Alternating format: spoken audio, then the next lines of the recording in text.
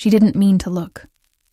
That's what she told herself later, sitting in her car in the parking lot of the coffee shop, engine off, keys still in her hand, the cold of early November pressing against the windows like it wanted in. She didn't mean to look, but she had. And now she couldn't take it back. Inside, through the glass, Marisol was laughing. Really laughing. The kind that made her whole body tilt. The kind that involved her shoulder pressing into the table, her hand coming up to cover her mouth before it could be too much. And sitting across from her, leaning in like she'd been the cause of all of it, was a woman with short hair and a plaid jacket, watching Marisol laugh the way you watch something you already know is yours. Elena had seen Marisol laugh 1,000 times. In the 4 years they'd known each other, she had laughed over bad movies and worse dates, over the time they drove 2 hours to a diner that turned out to be closed, over every single email that started with "per our last conversation." She knew the sound of it. She knew the specific wrinkle that appeared beside Marisol's left eye when something really caught her. But she had never seen Marisol laugh like that with someone else watching. She had never noticed, until right now, that there was a difference. Elena sat very still. Her breath made fog on the inside of the glass. Outside, a woman walked past with a stroller and didn't look up. A light changed. The world moved the way it always did on a Tuesday afternoon in late fall, indifferent and exact. She should go in. She had been the one to suggest this coffee shop. She was late. Marisol was probably wondering where she was, or she would wonder eventually once the laughter stopped. Elena's hand found the door handle. She didn't pull it. She sat there, watching Marisol not know she was being watched, watching her be happy in a way that suddenly made Elena feel like she was standing on the wrong side of something she didn't have a name for yet. The keys were still in her hand. She put them in her bag. She went inside. She ordered a latte and sat down and said, "Sorry, traffic," and Marisol said, "Of course," and introduced her to the woman with the plaid jacket, a work colleague, an old friend from grad school, someone passing through for a few days. Elena shook her hand and smiled. She smiled the entire time. And on the drive home, alone, she pressed the heel of her palm against her sternum like she was trying to hold something in. She didn't know what. That was the problem. She really didn't know. They had met 4 years ago, which is a long time until it isn't, until you're in the thick of something, and 4 years feels like a sentence that started in the middle. Elena was 31 then. Now she was 35 and had a second degree on the wall of her office in Portland, and a coffee mug her ex had given her that she kept because it was the right size, not because of anything else. She taught 2 sections of contemporary fiction at the community college on Tuesdays and Thursdays, advised a small writing group on Friday afternoons, and spent the rest of her time trying to write the book that had been living at the edge of her life for so long she'd started to think of it less as a project and more as a traveling companion, one she kept meaning to catch up with and kept missing. Marisol had moved into the apartment below hers in September of that year. Elena had heard her before she saw her. The particular percussion of someone assembling furniture alone, punctuated by the occasional muffled word that was either a curse or a prayer. She had knocked on the door with a box of leftover pad thai and an offer to help, and Marisol had opened the door with a screwdriver in her hand and said, "Oh, thank God, I was 20 minutes away from giving up and sleeping on the floor." That was the beginning. Marisol was an architect, or becoming one.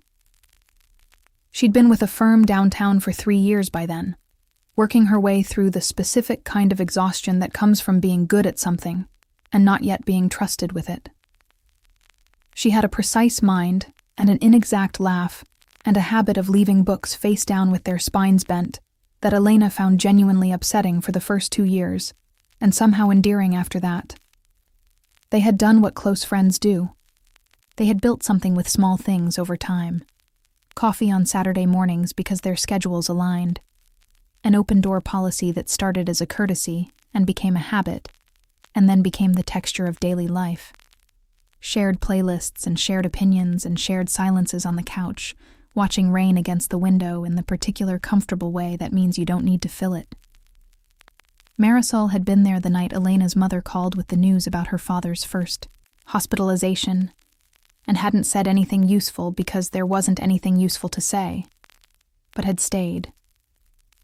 Had sat on Elena's kitchen floor with her and passed her a glass of water and then a glass of wine and then the rest of the bottle without ceremony or comment. Elena had been there when Marisol's design was cut from a project she'd spent 11 months on, had watched her go quiet in the way that meant the grief was real, and had not tried to fix it or reframe it or point toward the silver lining. Had just said, "That's a terrible thing to happen. I'm sorry," and meant it. You do not get to 4 years of that without trusting someone. You do not get to 4 years without the trust becoming something almost indistinguishable from permanence, from the unquestioned assumption that this person will be in your life. Elena had never questioned it. That was the thing about assumptions. You didn't notice them until they shifted. She noticed hers shifting the way you notice a door you've always left open is now slightly, inexplicably, closed. She was not yet ready to ask why. What she knew was this: Marisol had been traveling more. The firm had started giving her actual lead on projects, which meant 2 weeks in San Francisco in July, a quick trip to Chicago in September, a conference in Boston last month. Each time she came back, she was a little different. Not worse, not more distant, just layered in a way that suggested something was accumulating. Something Elena didn't quite have access to. She had told herself this was normal. Growth. The natural texture of an adult life expanding. She had told herself a lot of things. The woman in the plaid jacket's name was Dana. She was from Seattle. She was in Portland for a conference on sustainable building design. She was only in town for 3 days. Elena kept reminding herself of that on the drive home. 3 days. It didn't matter. It was nothing. The heel of her palm was still pressing against her chest. The thing about a shift is that you don't feel it in the moment it begins. You feel it in the small accumulations. The moments that shouldn't add up to anything and somehow do. In the weeks that followed the coffee shop, Elena noticed things she had no framework for noticing. Marisol texted more than usual. Small things. A photo of a building she passed on her lunch break. A voice memo of a song she'd heard and thought Elena would like. A message at 11 on a Wednesday night that just said, "Are you awake?" that Elena answered yes to before she fully understood she'd picked up the phone. They talked for an hour and a half about nothing in particular. About a podcast they'd both been listening to. About whether it was too late in the season to visit the coast. About the writing group, and a student whose work was breaking open in a way that felt like watching someone discover a room in themselves they didn't know was there. It was a conversation like dozens they'd had before. Elena lay awake after it, looking at the ceiling. She told herself she was tired. She told herself the coffee shop incident was exactly that. An incident, a blip, a private moment of something that didn't require excavation. She had seen her friend laugh with another person. That was allowed. That happened. That was the normal and expected behavior of a person with a full life. The problem was not the laugh. She understood that now, in the dark, with the phone face down on her chest. The problem was the wanting. The small, specific, unreasonable wanting to be the one sitting across from Marisol in a coffee shop making her laugh like that. She turned over. She went to sleep, or tried to. 2 weeks after that, Marisol came upstairs with a bottle of wine and the announcement that the firm had given her full design lead on a mixed-use development in the Pearl District, and she needed to tell someone who would actually understand why this was a big deal. Elena understood. She poured 2 glasses and listened to the whole thing. The scope of it, the timeline, the specific anxiety of finally being trusted with something large enough to fail at. And watched Marisol talk the way she talked when something mattered. Faster. Her hands moving in the air in front of her, that wrinkle beside her left eye appearing not from laughter, but from focus. At some point in the conversation, Marisol had pulled her feet up onto the couch and turned toward Elena, angled in, and they were close in the way they always were in this apartment, in this specific configuration. And Elena had felt it. The warmth of proximity, the particular aliveness that came from being near someone whose presence you had somehow started registering with your entire nervous system. She had reached for her wine glass. She had kept her voice very level. After Marisol left, Elena had stood in the kitchen for a long time, not doing anything, just standing there with the 2 empty glasses on the counter. The thing she had been not naming was getting harder to not name. She was a writer. She had spent her adult life thinking about how people describe the interior of experience, how language shapes or fails to shape what happens inside the body when the body knows something the mind hasn't caught up to yet. She understood the mechanics of avoidance. She had taught them. She had identified them in 100 characters in 100 books. She was doing the thing she'd underlined in students' margins, refusing the scene. She washed the glasses. She went to bed. In the morning, she graded papers and answered emails and did not think about it. She thought about it. The following Friday, the writing group ran long. A student, the one whose work was breaking open, had brought in something raw and precise about her grandmother, and the room had gotten very quiet in the particular way that meant everyone was feeling it, and no one wanted to be the first to breathe. Elena had let it sit, had waited the full length of the silence before saying anything. On her way out, walking to her car, she checked her phone. A text from Marisol. Saw a great blue heron on the river path. Thought of you. For no reason except it seemed like your kind of thing. Elena read it 3 times. She didn't know why she read it 3 times. She knew exactly why she read it 3 times. She typed back, "It is absolutely my kind of thing." Then she added a heron emoji. Then she deleted the heron emoji. Then she put it back. She sent it. She got in the car. She gripped the steering wheel with both hands and looked at her own face in the rearview mirror. "Okay," she said to herself, to the dark parking lot, to whatever was accumulating in her chest that she had not yet given permission to be anything. "Okay." She drove home. December came. Portland in December meant rain in every register, soft and persistent, or sudden and brief, or the kind that arrived sideways and seemed to take it personally. Elena liked it. She had grown up in Sacramento and moved north for grad school and never left, in part because of this exact thing, the way the city went interior in winter, the way the season gave everyone a reason to stay in, to slow down, to stop moving long enough to feel what was underneath. She was not finding this useful.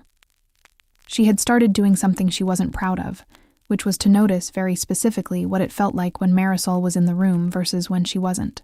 Not as a project, not deliberately. It was the kind of noticing you couldn't turn off once it had started, like a frequency you'd accidentally tuned to and couldn't find the dial. When Marisol was there, warmth at the center of the chest, a quality of attention, specific and involuntary, that located her in space. The awareness of her voice before the content of what she was saying, the way a room felt smaller in a good way, occupied in a way that made the walls feel more present, more defined. When she wasn't, the apartment was exactly the same apartment it had always been. Elena was aware this was information. She was choosing, for now, not to receive it. What she was doing instead was this. She was slightly more careful. She arranged herself with a little more distance than usual. She smiled with full presence and left the room when she needed to. She told herself this was self-preservation, without examining too closely what she was preserving herself from. 2 weeks before Christmas, Marisol came upstairs on a Thursday evening with takeout, and the announcement that Dana was coming back to Portland for a work thing. Elena's face did exactly what she needed it to do, which was nothing. She said, "Oh, that's nice. How long?" "Just a long weekend," Marisol said. She was opening containers. She was not looking at Elena. She might come to the thing at Miller's Gallery on Saturday if you're still going. I was planning to, Elena said. Cool. Marisol passed her a container of noodles. It'll be good. You two can actually talk more than like 4 minutes. Elena took the noodles. Sure, she said. Looking forward to it. She ate an entire serving of noodles and participated in the full conversation, and when Marisol left, she stood in the kitchen with her palms flat on the counter. The thing she was not naming had a shape now.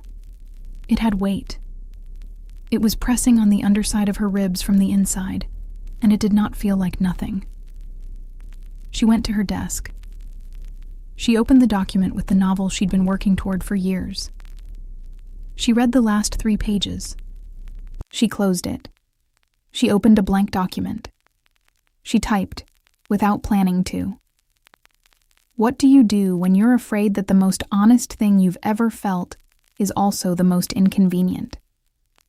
What do you do when you've been someone's person for 4 years and you suddenly understand that what you want is something you don't have any right to want? She read it back. She deleted it. She went to bed. The gallery opening was on a Saturday.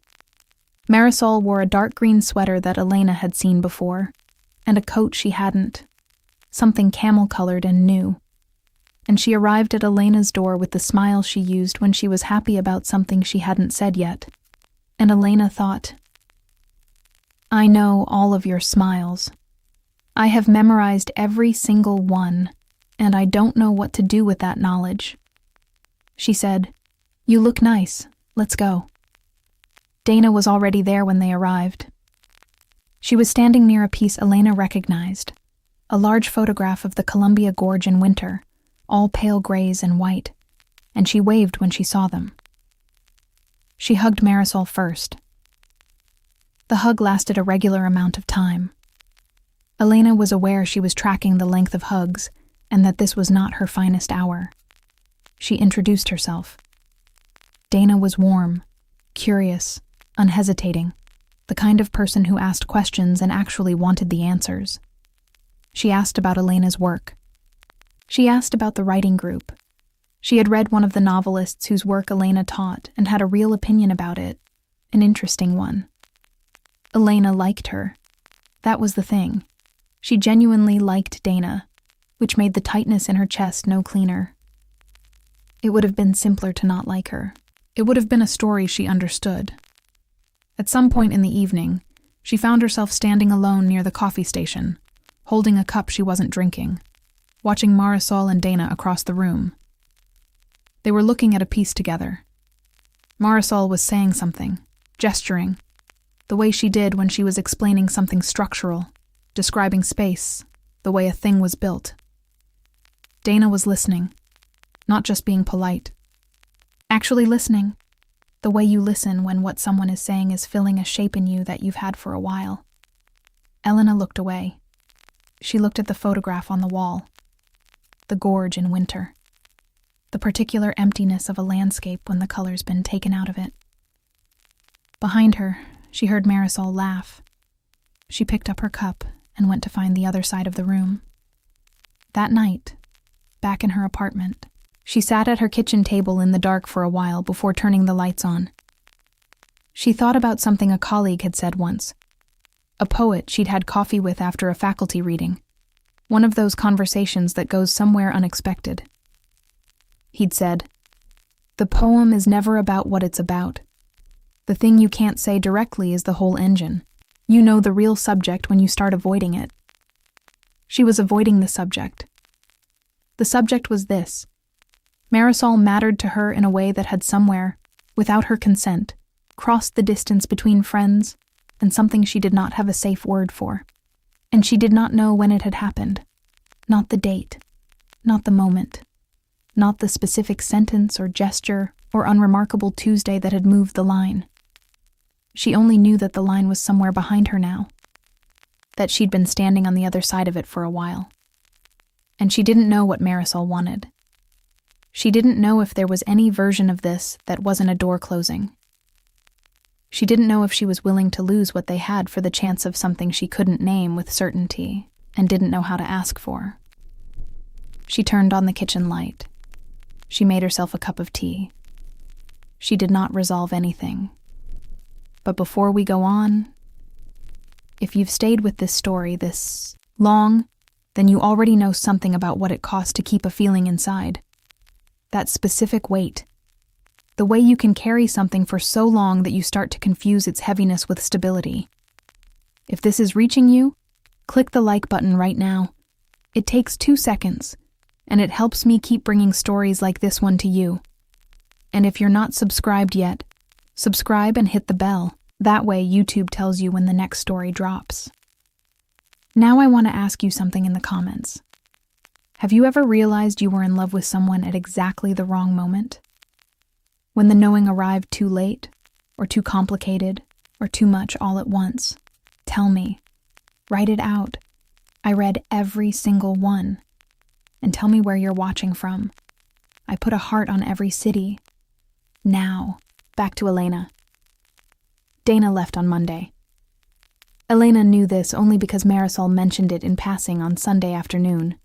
Both of them in Elena's apartment, Marisol going through a project binder she'd brought up, Elena half reading at the other end of the couch. "She flies out tomorrow morning," Marisol said, not looking up from the binder. "Early." "Right," Elena said. A pause. "She's good people," Marisol said. "She is," Elena said. She meant it. Marisol closed the binder. She set it on the coffee table and sat back and did the thing she sometimes did, which was just look at the ceiling for a minute, thinking something through. Elena had always found this gesture comfortable, legible. She knew what it meant. She'd learned to read it the way you learn to read the particular expressions of a face you know well. She asked if you'd want her contact, Marisol said. Elena looked up from the page. Dana did? Said you two had a real conversation. She doesn't do that often. A small smile at the ceiling.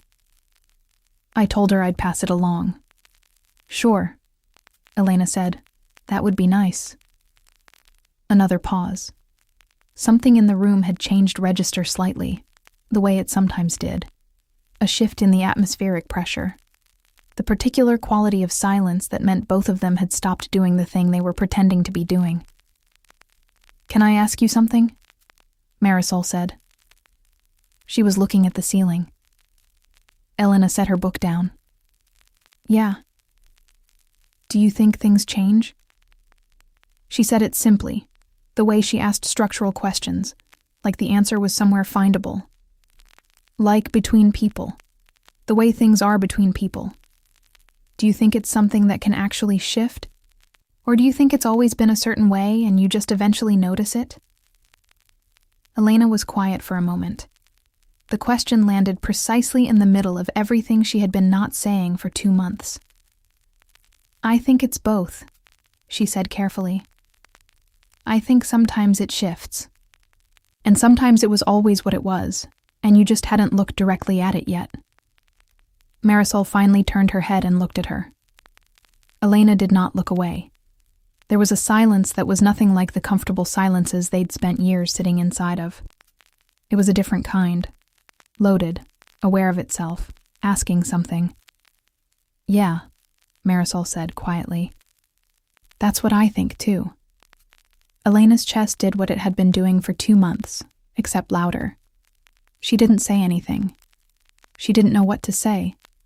She thought, this is the moment. This is the thing that happens in the stories I teach. This is the point of no return where the character either steps forward or steps back, and whatever she does next becomes who she is. She stepped back. I should probably make dinner, she said. Marisol blinked. It's 4:30. Early dinner. A beat. Marisol looked at her, a measured look, a look that knew something, and then she smiled, just slightly. Okay, she said. She picked up the binder. I'll go down and let you get to it. She left.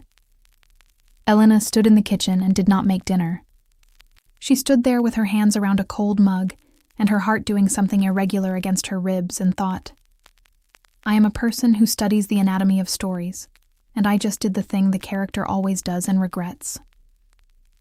The next morning, she ran into Marisol in the hallway. Marisol was on her way out. Keys, bag, the particular focused energy of a Monday.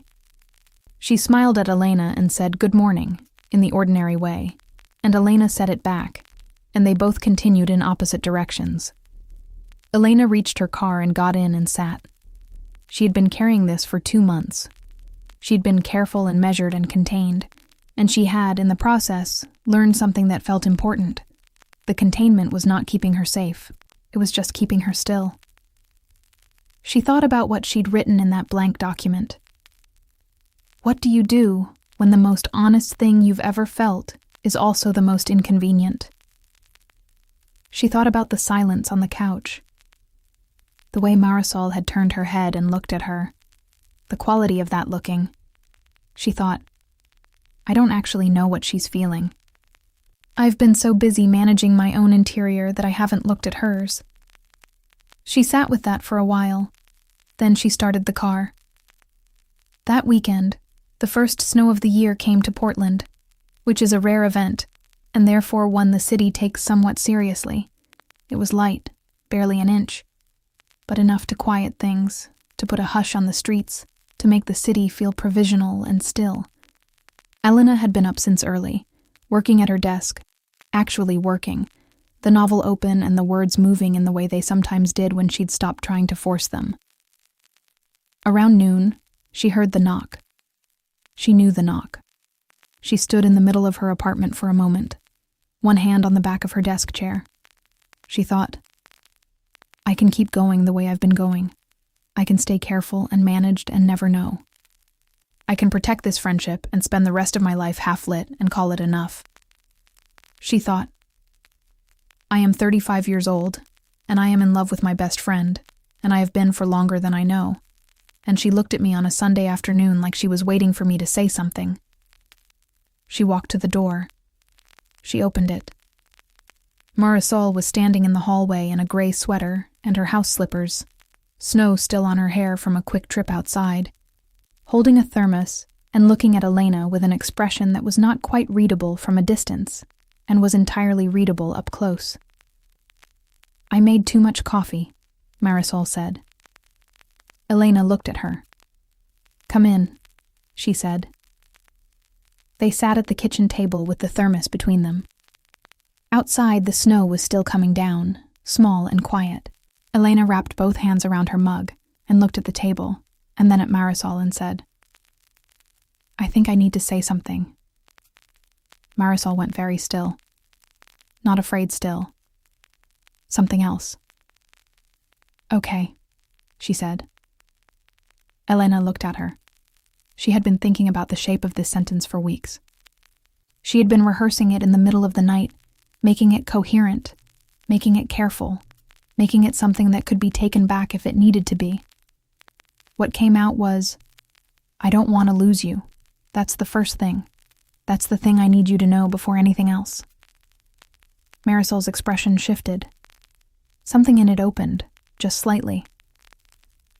And the other thing, Elena said, is that I've been trying very hard not to feel something that I've been feeling for a while, and I think I'm done trying. She stopped. She looked at the table. She looked up. Marisol was looking at her the way she'd looked at her on the couch 2 weeks ago, but clearer now, without the ceiling between them. Elena, she said, just the name, but in the specific intonation that meant, that could only mean. I know, Elena said. I know you might not. Stop, Marisol said, softly. Elena stopped.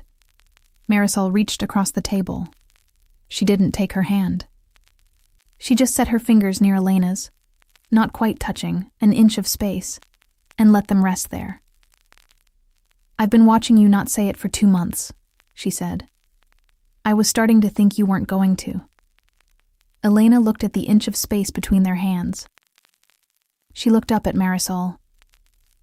"So you knew," she said. "I suspected," Marisol said. "And I hoped. Which is different." She paused. "For me, it was longer than 2 months. The snow outside, the thermos between them, the inch of space. I don't entirely know what I'm doing," Elena said. "I want to be honest about that." "I know," Marisol said. "I'm not asking you to know what you're doing. I'm just asking you to stop looking the other direction." Elena looked at her for a long time. She looked at this person who had been in her life for 4 years. Below her, beside her, woven into the exact texture of what daily life felt like. Who had been there for the things that mattered and the things that didn't. Who knew how she liked her coffee, and which sentences she underlined and why she kept the wrong mug, and why she sometimes went quiet in a way that needed space rather than filling. She looked at the inch of space. She did not close it. This was not that story. But she turned her hand over, slowly, until her palm was facing up. And she left it there. Marisol looked down at it. Neither of them moved for a moment. Then, very carefully, Marisol set her fingers in Elena's open palm. Not a hold, just a presence. A question asked in a language that wasn't language. Elena's chest did something she'd been trying not to let it do for months. She let it. There is no clean story to tell about the weeks that followed. That is the truth of it. What happened was this. They talked. They talked more than they'd talked in 4 years, which says something about what had been accumulating under the familiar surface of things. They talked on Saturday mornings and late Wednesday nights, and once for 2 hours in the parking lot of a grocery store, because neither of them had wanted to stop to go inside. They talked about what it meant, what they wanted, what they were afraid of. They talked about the ways this was already different from anything either of them had named before, and the ways they didn't know yet if they could hold it. Marisol was not pushing. Elena had been clear about that, had said, explicitly, that she needed time to understand herself. And Marisol had said, I know. You don't have to become something different. I'm not waiting for you to become something. I'm just here." Elena believed her. She also knew that here wasn't forever. She knew that Marisol had been patient and would be for a while, but that there was a limit that was honest and human and appropriate, and that eventually the question would become real in a different way. That the inch of space would need an answer. But that was not now. What was now was this. December became January. The project in the Pearl District moved into its next phase, and Marisol started coming upstairs with blueprints and talking through problems the way you talk through things with someone who is safe to think out loud with. Elena started writing in the mornings again, not toward the book, not yet, but toward something that felt like the book's weather, its temperature.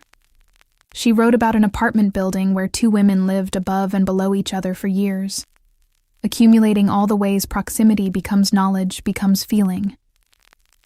She showed Marisol the first 3 pages. Marisol read them at the kitchen table with both hands around her mug, the way she read things that mattered. And when she finished, she didn't say anything for a moment, and then she looked up. "It's good," she said. "It's really good." "I don't know where it goes," Elena said. "You don't have to know where it goes yet." "I don't know what I'm writing toward." Marisol looked at her over the rim of the mug. "I think you do," she said simply. "I think you've always known. You're just learning to trust that what you know is true." Elena looked back at the pages. She thought, this is not a resolution. This is not the part where everything opens up and the story finds its form. And then she thought, but it's not silence anymore either. And that's different. That matters. It was a Tuesday in late January when Elena stopped by Marisol's apartment on her way in from work.